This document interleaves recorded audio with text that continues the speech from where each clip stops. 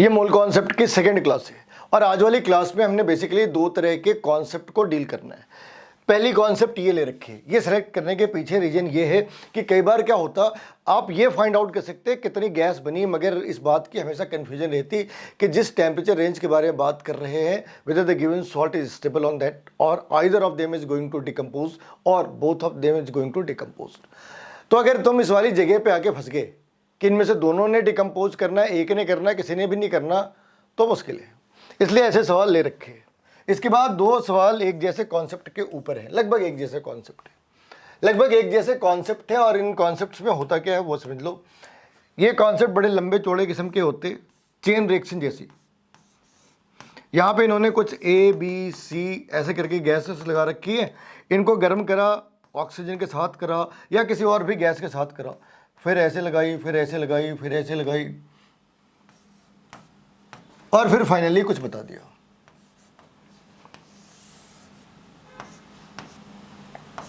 फिर फाइनली कुछ बताया कि यहाँ पे कुछ लगा रखी है, यहाँ पे कुछ लगा रखी है, यहाँ पे कुछ लगा रखी है, ऐसे लगा रखी है। यहाँ पे स्टार्ट में बताया, मान लो कुछ भी, इसकी वॉल्यूम बता दी या इसका वेट बता दिया, और आखिर में इसकी वॉल्यूम बता दी या वेट बता दी, दोनों में से कोई एक। और बीच में बहुत सारी चीज़ें डाल सकते हैं, KOH डाल सकते हैं, मान लो अमोनियम हाइड्रोक्साइड लगा दी या फिर एनहाइड्रस कॉपर सल्फेट लगा दी, ऐसी बड़ी सारी चीज़ें लगाई जा सकती है, पायरोगैलोल वगैरह। और फिर वो बाद में तुमसे पूछ सकते हैं कि आप ये बताओ बेटा कि इनकी कंपोजिशन क्या है, या फिर किसी एक कंपोनेंट की कितनी वेट थी। तो ऐसे सवाल है। बेसिकली ये दो तरह के सवाल है। पहली बात कि किस टेम्परेचर के ऊपर कौन सा स्टेबल है, दूसरी बात इस तरीके के सीक्वेंस ऑफ द रिएक्शन में हम चीज़ों को कैसे फाइंड आउट करें। लेकिन आज मेरा सारा कंसर्न इस बात के ऊपर था, तो ये जो बीच की पार्ट है ये आज के क्लास का हिस्सा नहीं, ये आज की क्लास के अंदर डिस्कस नहीं करने जा रहे। We are going to discuss only about the reactions ABCD that has been oxidized and they form this. So find the initial and final composition on the certain given data. तो आज ये नहीं देखना है कि जो पार्ट डिसअपियर हो गया, जिसको KOH ने एब्जॉर्ब कर लिया, जिसको CuSO4 ने एब्जॉर्ब कर लिया, उसकी ओरिजिनल मोल परसेंटेज कितनी थी या उसकी वॉल्यूम कितनी है या उसकी वॉल्यूम कितनी होनी चाहिए, ये सारी चीज़ें आज की क्लास में डिस्कस नहीं कर रहे। तो ये दो सवाल, ये तीन सवाल है, ये भी एक सवाल है, ये तीन सवाल डिस्कस करने हैं। और इसके बाद ये एक होमवर्क है, ये एक दूसरा होमवर्क है और ये एक तीसरा होमवर्क है। तो तीन डिस्कस करने हैं, तीन होमवर्क में डालने हैं। पहले सवाल से डिस्कस करते हैं, पहले सवाल से स्टार्ट करते हैं। यहाँ पे फिर से वही सारी बातें, इसने दो चीज़ों के बारे में बात करी। किसके बारे में बात करी? लेड नाइट्रेट के बारे में और सोडियम नाइट्रेट के बारे में। इसने क्या बोला उसे बड़े ध्यान से देखो। इसने कहा कि बिलो 600 बोलने का मतलब है तुम्हारी श्रद्धा है तो 100 मान लो, मानोगे क्या? कह दो कि जी 25 डिग्री सेल्सियस भी तो 600 के कम है, बिल्कुल कम है। तो क्या इसने उसके लिए पूछा कि तुम सिर्फ 25 डिग्री मान लो? भाई 600 सोच के बोला होगा ना। अगर 600 उसने बोला तो इसका ये मतलब थोड़ी है कि आप 100 डिग्री सेल्सियस ले लो। उसने कुछ सोच के बोला होगा। तुम्हें भी उसी वेवलेंथ के ऊपर जाके सोचना है। अब तुम्हें ये देखना है कि क्या 600 डिग्री के अप्रॉक्स ये दोनों डिकम्पोज कर सकते, दोनों डिकम्पोज कर सकते या दोनों में से कोई एक डिकम्पोज कर सकते। तो इसके 250 से 450 डिग्री सेल्सियस तक इसका आंसर है। इसका 550 से 750 तक ये डिकम्पोज कर सकता, 550 से 750 तक डिकम्पोज कर सकता। यानी जो जिसके बारे में उसने बात करी है उस वाली टेम्परेचर पे दोनों के दोनों डिकम्पोज कर सकते हैं। तो पहली बात तो खत्म हो गई, पहली बात खत्म हो गई कि क्या दोनों डिकम्पोज कर सकते हैं। आंसर है यस, दोनों ही डिकम्पोज कर सकते हैं। तो फिर इसने क्या बनाना है? दोनों ने कुछ चीज़ें कॉमन बनानी है, दोनों ने कुछ चीज़ें कॉमन बनानी है। जैसे दोनों के अंदर ही ऑक्सीजन बाहर आना है, लेकिन इस वाले केस के अंदर NO2 भी बाहर आना है। अब तुम्हें इसे मोल वाइज बैलेंस करना है। अगर ये मोल वाइज बैलेंस है तो चीज़ें सही है, अदरवाइज ये गलत है। तो यहाँ पे तुमने एक चीज़ नोटिस करना है कि दोनों ही केसेस में हाफ ऑक्सीजन है। अब ये चीज़ें बैलेंस है क्या? बैलेंस है क्या ये चीज़ें? देख लो एक बारी। अगर चीज़ें बैलेंस है तो चीज़ें बहुत ही आसान है। यहाँ से हमने दो इक्वेशंस बनाने हैं, यहाँ से हमने दो इक्वेशंस बनाने हैं। पहली इक्वेशन तो इसने स्टेटमेंट बता रखी है, पहली इक्वेशन तो इसने स्टेटमेंट में बता रखी है a + b = 5। अब हमें दूसरी इक्वेशन फाइंड आउट करनी है, दूसरी इक्वेशन हमने फाइंड आउट करनी है, और वो कैसे फाइंड आउट करनी है वो सोचना है। भाई इसने कहा कि जो गैस है वो तो गायब होगी, गैस गायब होगी तो ये भी गायब होगी, ये गायब, ये गायब और ये गायब, बचे कितने, बच कितने गए भाई, इतने बच गए और इतने बच गए। यानी जो दूसरी बार जो वेट है ना वो इनका और इनका वेट है, तो वो जो दूसरा वेट है that is going to represent the lead oxide plus sodium nitrite, sodium nitrite. So I need to find what is the actual weight. They have told that 28% loss of the weight is there. So 28% loss किसके ऊपर है, जो initial value ले रखी थी, और initial value कितनी ले रखी है 5 ग्राम, तो जो लॉस है वो इसके ऊपर ही तो है ना।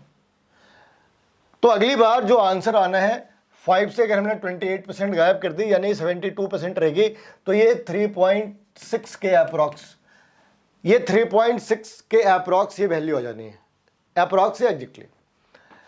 लेकिन ए और बी की वैल्यू कितनी है भाई, सारी फोकस इस बात के ऊपर है कि ए और बी की वैल्यू कितनी रहेगी। तो हमने सबसे पहले ए की वैल्यू निकालनी है।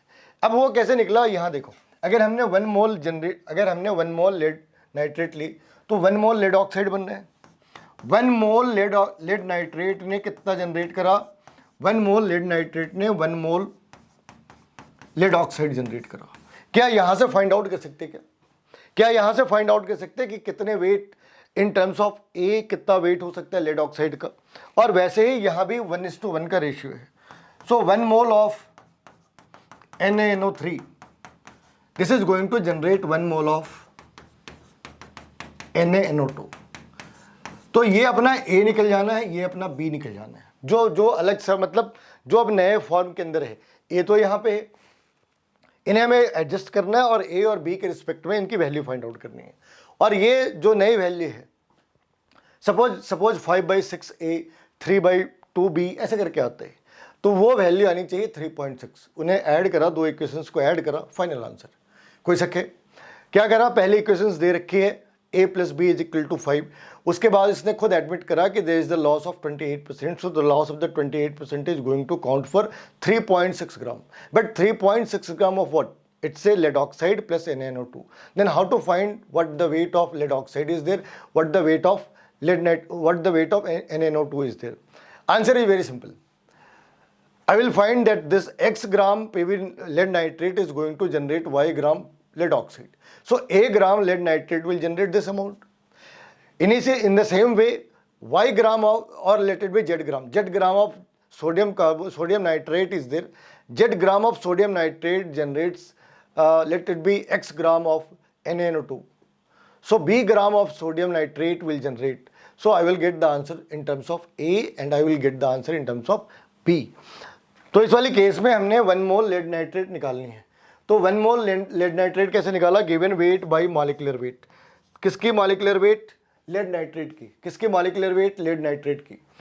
और ये किसके बराबर होगा? Weight of lead oxide divided by molecular weight of lead oxide. Molecular weight of lead oxide, तो molecular weight of lead oxide कितनी आ गई भाई?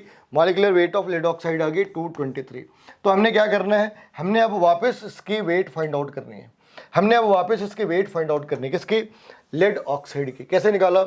तो इन दोनों को मल्टीप्लाई कर दी, 223/331A।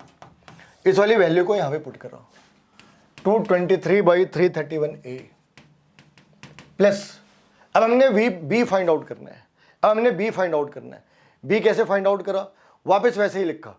कैसे लिखा? B/85, बी लिखा है, B is the weight of NaNO3, B/85 is equal to, इस वाली केस में वेट ऑफ NaNO2। और अगर ये 85 है, एक ऑक्सीजन हमने कम कर दी 16 ग्राम, तो उसका ऐसे ही कम हो जाना है। तो फिर क्या आंसर आ जाना है? 16 ग्राम कम करा, 69 आंसर आ गई। तो इसे जब निकाला तो यहाँ पे वैल्यू कितनी आ गई? अगर हमने बी के टर्म्स में निकाला तो क्या लिखेंगे? 69B/85। तो अपने दो इक्वेशंस बन गए, एक बार इसे देख लो, एक बार इस पूरे पार्ट को देख लो। अपने दो इक्वेशंस बन गए और यहाँ से आंसर बड़े आसानी से ड्रॉ करा जा सकता है। ए की वैल्यू आ जानी है 3.3 और बी की वैल्यू ए की वैल्यू आ गई 3.3, तो बी की वैल्यू कितनी आ गई 5 माइनस 3.3 करा तो ये करीब करीब कितनी आ गई 1.6 या 1.7 है, अप्रॉक्स लगा लो। तो ये पहले पार्ट का आंसर है, ये पहले पार्ट का आंसर है। तो क्या करा, एक बारी फिर से पहले ये डिसाइड करा दोनों डिकम्पोज करेंगे, आंसर है दोनों डिकम्पोज करेंगे, कैसे मालूम, तो एक बारी वेरीफाई कर लिया। इतना तो मेन इन्फॉर्मेशन होनी चाहिए, अदरवाइज तुम इसे स्टार्ट ही नहीं कर सकते। दूसरी बात ये कंपेयर करी कि जो लेड ऑक्साइड है वो किससे बने, लेड नाइट्रेट से बने। क्या लेड नाइट्रेट का वेट मालूम है, ए ले रखा है ना स्टार्ट में, अच्छा, और सोडियम नाइट्रेट का बी ले रखा है स्टार्ट में। तो क्या बैलेंस इक्वेशन के हिसाब से मैनेज कर सकते हैं, यूनिटरी मेथड है। इतने ग्राम लेड नाइट्रेट ने इतना लेड ऑक्साइड जनरेट करा तो ए ने कितना करा होगा, और यही कॉन्सेप्ट NaNO3 के साथ लगाते हैं। ऐसा करके हमने क्या करा, दूसरी इक्वेशन बना ली और फिर उसे सिंप्लीफाई करा, इतना आंसर आ गया। तो ये आसान सी चीज़ है, थोड़ा सोचना है मगर है आसान। इस वाली केस में भी तुम्हें एक बार ही थोड़ा सोचना है, सोचना कैसे है वो समझ लो। यहां पे जो इसने इक्वेशन लिखी ना 2H2, क्योंकि सारे के सारे गैस में है तो बार बार गैस लिखने की जरूरत नहीं।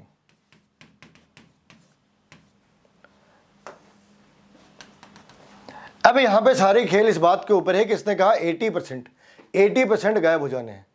तो अगर हम इसे मान लो, एक बढ़िया सी चीज़ है कि इसे ले रखा है 2A के टर्म्स में, इसे ले लिया 2A के टर्म्स में, क्योंकि 2:1 बता रखा है तो इसे ले लिया A के रिस्पेक्ट में, ये स्टार्ट में 0। अब अगर ये मान लो बन गई 2x, तो ये क्या बचा भाई 2A माइनस 2x, और ये क्या बचा भाई A minus x, t is equal to t dash, this is t is equal to 0। एक बार देख लो, अगर तुम्हें इस वाली केस में कोई डाउट है, अगर तुम्हें लग रहा है कि ये सारी वैल्यू कहाँ से लिख दी, तो तुम एक बार ही पूछ सकते, अगर तुम इस वाली वैल्यू के अंदर क्लियर हो। क्योंकि देखो ये ना इक्विलिब्रियम का भी कॉन्सेप्ट है, मोल कॉन्सेप्ट भी है, दोनों को एक साथ क्लब कर रहे हैं। तुम पास आउट हो, तुमने 1 साल पढ़ाई कर रखी है, तो अब ऐसी बात है कि तुम्हारे लिए प्रॉब्लम नहीं होगी। ये प्रॉब्लम उनके लिए है जो 11th क्लास में अभी भी आए हैं, उन्हें लग सकता है कि ये चीज़ें कैसे करी। तुम्हें तो कोई डाउट नहीं, होनी भी नहीं चाहिए। अब यहाँ देखो बेटा, इस वाली केस में एक बार यहाँ तक आ गए, फिर हमने क्या फाइंड आउट करना है, फिर हमने फाइंड आउट करना है भाई 2x की वैल्यू कितनी होगी। 2x कितनी है, 2x कितनी है भाई, 2x मतलब इसके बारे में बात कर रहे हैं, ये 80% है, ये अपना 80% है। 2x कितना है भाई, 80% है। तो इसने पूछा ना 80% वाटर है, तो अगर हमारा एक जो हमने प्रोडक्ट बनाया वो कितनी है, 80% है। तो इस वाले केस में इसकी वैल्यू कितनी हो जाएगी, ए की वैल्यू कितनी हो जाएगी, ए की वैल्यू हो जानी है 1.6x, सॉरी उल्टी, दिस इज 80% ऑफ द ए। तो यहाँ पे इसको सॉल्व कैसे करा, इसको सॉल्व कुछ इस तरीके से करो, 2x इज इक्वल टू, इस वाली केस में कैसे लिखा, 2x is equal to 2 into 80/100, तो ये आंसर आ गई मल्टीप्लाइड बाई ए, तो ये आंसर आ गई x is equal to 1.6, x is equal to 1.6a, 2x is equal to 1.6a, so x is going to be 0.8a। ये 80% से निकाला। अब चीज़ें आसान है, एक बारी हमने निकाल ली x की वैल्यू कितनी आ गई 0.8, तो यहाँ पे चीज़ें निकाल सकते हैं। वाटर कितनी है भाई 1.6a, ये कितना बचा, तो देखो a माइनस 0.8, अगर हमने इसको ऐसे करा तो 8a, तो कितना आंसर आ रहा है 0.2। तो ये दो चीज़ें क्लियर हो गई, एक की वैल्यू है 1.6, दूसरे की वैल्यू है 0.2। अब जो बीच का हिस्सा है, जो वाटर का हिस्सा है, जो H2 का पार्ट है, वो H2 का पार्ट कितना आ जाना है 2a minus 1.6a, 2a minus 1.6a, तो कितनी वैल्यू हो गई इसकी 0.4। तो हमने सबकी वैल्यू निकाल लिया, हाइड्रोजन कितना बचा, ऑक्सीजन कितना बचा और वाटर कितना फॉर्म हुआ। इसमें यह ध्यान रखना है कि ये बचा कितना, ये दोनों पार्ट लेफ्ट आउट के हैं और ये पार्ट फॉर्म के हैं, क्योंकि अल्टीमेटली जो लास्ट इक्वेशन है वो इस बात के ऊपर बिल्कुल भी डिपेंड नहीं करता कंज्यूम कितना करा, भाई कितना बचा और कितना फॉर्म हुआ, सारी बातें तो इसके ऊपर ही है। अगर हमने इतना कर भी लिया, फिर हमें आगे क्या करना है। अगर मान लो हमने इतना कर भी लिया, यहाँ पे एक प्रॉब्लम क्या आनी है, एक इसने 120 पे पूछा है और एक एक्सपेरिमेंट इसने 20 डिग्री पे करी, और इस जगह पे आके तुम फंस जाओगे। ये आधा पार्ट स्टेट्स ऑफ मैटर का है, आधा पार्ट ये स्टेट्स ऑफ मैटर का है और आधी पार्ट मोल कॉन्सेप्ट की है। तो यहाँ तक तो हमने चीज़ें क्लियर कर ली थी कि भाई हाइड्रोजन बचा 0.4a, ऑक्सीजन बची 0.2a और वाटर फॉर्म हो रखी है 1.6a। लेकिन अब इसका करें क्या भाई? हमने तो क्या फाइंड आउट करना है? हमने तो फाइनल प्रेशर फाइंड आउट करना है। ऑब्वियसली बात है कि प्रेशर हमने मोल कॉन्सेप्ट के अंदर तो पढ़ा नहीं। हाँ, एक इक्वेशन जरूर पढ़ रखी है, एक इक्वेशन जरूर पढ़ रखी है, PV = nRT। लेकिन इधर लफड़ा है। लफड़ा क्या है? हमारे पास दो अलग अलग टेम्परेचर है और हमें फाइंड आउट करना है 120 पे। हमें फाइंड आउट करना है 120 पे और इनिशियली इसने 20 डिग्री के ऊपर अपना काम करा है। क्या वॉल्यूम चेंज होनी है? आंसर नहीं होनी। पूछो क्यों भाई? अगर वॉल्यूम चेंज होती, वॉल्यूम चेंज हो सकती है ना, तो ये जो ऑक्सीजन और ये जो हाइड्रोजन की हम वॉल्यूम निकाल रहे हैं, अगर कंटेनर ओपन है तो फिर वॉल्यूम निकाल कैसे रहे? वो तो गायब हो जानी चाहिए। तो अगर वो वॉल्यूम मेंटेन है, इसका मतलब वो गैस अभी बाहर नहीं जा रही, तो रिएक्शन के स्टार्ट में जो वॉल्यूम थी वही वॉल्यूम आखिर में भी रहनी है। तो यहाँ पे हमें इस बात का ध्यान रखना है कि जो वॉल्यूम है वो रिएक्शन के स्टार्ट में भी उतनी है जितनी आखिर में है। तो रिएक्शन के स्टार्ट में कितनी है? रिएक्शन के स्टार्ट में वॉल्यूम कितनी है? तो वॉल्यूम = nRT/P। n कितनी ले रखी है? 2 + 1 3 मोल। लेकिन हमने सिर्फ 3 नहीं लिखना है, 3A लिखना है। क्यों? जब लिखा है तो 3 क्यों नहीं लिखना भाई? वहाँ पे 3 मोल्स लिखा है या 2:1 का रेशियो लिखा है, तो A और 2A कितने हो गए? 3A हो गए ना, 3 तो नहीं हुए। तो यहाँ पे 3A लिखा, R डाली और T कितना लिखा? 293। ठीक है, T कितना लिया? 293। और प्रेशर कितनी ले रखी है? प्रेशर स्टार्ट के अंदर कितनी ले रखी है? 0.8। प्रेशर कितनी ले रखी है? 0.8। तो ये देखो, ये हमने अब तक निकाला सिर्फ और सिर्फ V की वैल्यू। ध्यान रखना, ये निकाला V की वैल्यू। इस वाली बात से हमने सिर्फ और सिर्फ V निकाली। अभी तक ध्यान रखना, अभी सिर्फ V निकाली, वो भी 20 डिग्री सेल्सियस पे। अभी क्या करना है? अभी हमने निकालना है P। कहाँ पे? 120 डिग्री सेल्सियस पे। आगे बात समझ, कहाँ पे निकालना है? 120 डिग्री सेल्सियस पे। चलो करते, वापस करते। PV = nRT। अब कहाँ पे कर रहे हैं? 120 डिग्री सेल्सियस पे। P का पता है ना? पता नहीं है। P तो पता करना है हमने। तो हमने क्या करा? P लिखी और इसके साथ V कितनी आ गई? V आ गई ये 3A × R × 293 / 0.8। अब यहाँ पे R तो वही होनी है और T कितना लिखना है भाई? T लिखनी है 393। लेकिन एक लफड़ा है, N कितनी लिखे? तो बची कितनी थी? बची कितनी थी? 1.6A + 0.4A और ये कितना बचा भाई? हाइड्रोजन कितना? हाइड्रोजन हमने कितना यूज करा था? तो हाइड्रोजन बच गई थी 0.4। वाटर कितना फॉर्म हुआ? 1.6। और ऑक्सीजन कितनी बच गई? ऑक्सीजन अपने पास कितनी बच गई? तो वो हमने जब काउंट करा 0.2। तो ये सारी चीज़ें आके कितनी होगी? तो ये हो गई अपनी 2.6, ये हो गई 2.6A। ये सारी चीज़ें कितनी हो गई? 2.6A।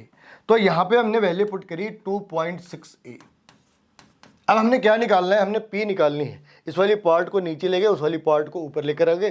क्या चीज़ें कैंसिल हो जानी है? R कैंसिल हो जानी है।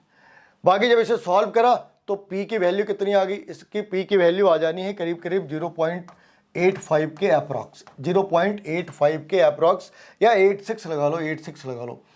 अप्रॉक्स 0.86 की वैल्यू आ जानी है। मतलब वैल्यू बहुत ज़्यादा फर्क नहीं कर रही, 0.86 के अप्रॉक्स वैल्यू आ गई। तो ये इसका आंसर है।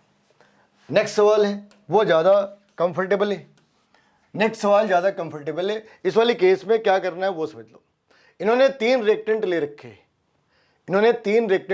हैं। ठीक है, कौन कौन से रिएक्टेंट है? हाइड्रोजन है, CH4 है, अच्छा 4 ले रखे हैं, CO है और C2H4 है। ठीक है, इन्होंने 4 रिएक्टेंट ले रखे हैं और इसे ऑक्सीजन के साथ मिक्स करा है।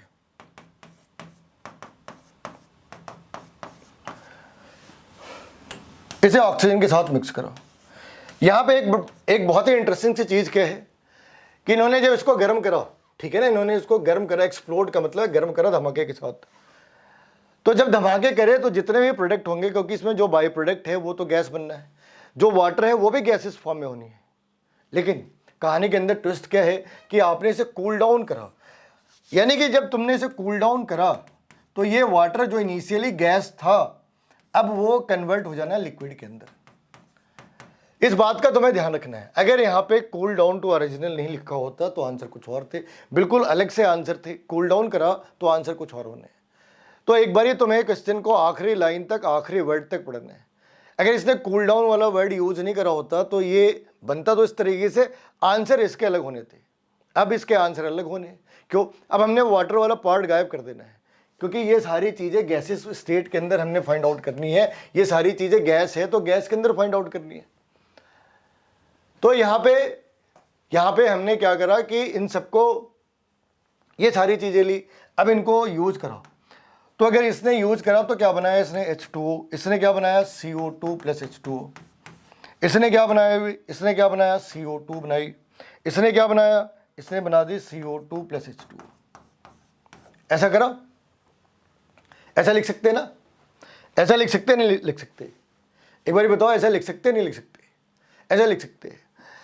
अभी हमने क्या फाइंड आउट करना है कि इनके खुद की परसेंटेज कितनी थी। तो इसने परसेंटेज दे रखा है, तो बाय डिफॉल्ट मालूम है ये 50 ml है, ये 50 ml है, नेक्स्ट 30 ml है। ये सारे मिलके 100 होने चाहिए, अगर नहीं हुए तो गड़बड़ है। 14 ml और ये आगे 6 ml। एक बार चेक कर लो, क्या ये 20 होते हैं? आंसर है हाँ ये 20 होते हैं। आंसर है हाँ ये 100 ml होते हैं। अगर ये 100 ml नहीं होते तो प्रॉब्लम थी, अगर ये 100 ml नहीं होते तो प्रॉब्लम थी। अब अपने पास हमने क्या फाइंड आउट करना है? हमने अब ये देखना है कि भाई फाइनली कंपोजिशन क्या है। तो फाइनल कंपोजिशन का क्या मतलब है? लास्ट में गैस कितने रह गए? लास्ट में गैस कितने रह गए?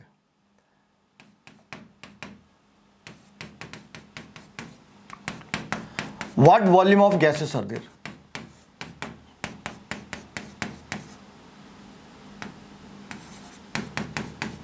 इसमें दोनों चीजें हैं, gas form plus gas left, plus gas left, दोनों चीजें। अगर हमने किसी एक चीज को छोड़ दिया तो सही आंसर तक नहीं पहुंच सकते। कितनी गैस बनी और कितनी गैस लेफ्ट आउट होगी, कितनी गैस रहेगी। तो ऑक्सीजन कितना ले रखा था? 150 ml। और कितनी ऑक्सीजन कंज्यूम होगी भाई, ये कैसे डिसाइड होगा कितनी ऑक्सीजन कंज्यूम होगी? तो यहाँ पे हमने इसे बैलेंस करना है। इसे क्या करा? हाफ से कर दिया। तो इस वाली केस में कितना है भाई? यहाँ पे 2 और ये आगे कितने आगे? 3। तो इसको लिखा 2, तो यहाँ पे भी लिखा 2। तो हमने क्या करना है? इन सबको पहले बैलेंस करना है। अगर हम इसे बैलेंस ना कर पाए, अगर हमने इसे बैलेंस नहीं करा तो गलत आंसर हो जाना है। इस वाली केस में हाफ कर दी, इस वाली केस में क्या करा? फिर वापस इस वाली केस में क्या करा? तो इस वाली केस में ऑक्सीजन कितनी आ गई?